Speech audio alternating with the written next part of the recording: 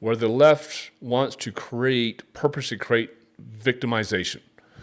Because through that, they have control. And it's not about reparations. It's not that there is actually racism, because I don't believe that there is racism in my generation or in my children's generation, or even mostly even in my parents' generation. It could have existed a little bit before that. I mean, obviously there was the issues back in the 60s, the 50s, and 40s of pretty deep racism going on within this country.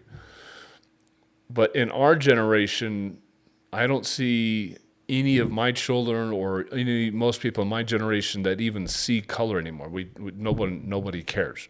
It's really gone to what Martin Luther King has said, which is just, what's your character like? Are you God-fearing? Are you a good moral person? Or do you want socialism, communism, or something else? And it really comes down to character. But the left can't control people with that.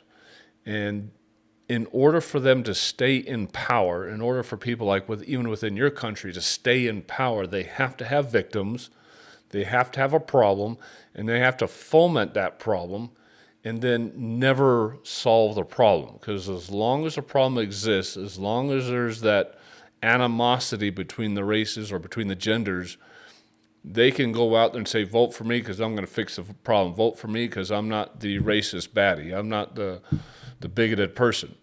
We're going to fix all that, or we're going to get you reparations, or we're going to, whatever it is that they're promising that they're going to do on their election campaigns.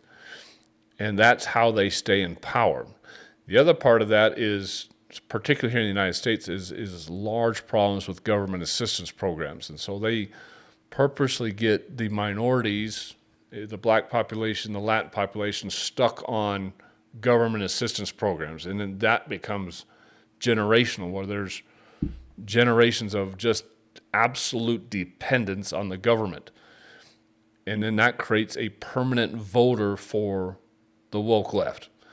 And in South Africa at the moment, that's there are how they stay actually in more power. people.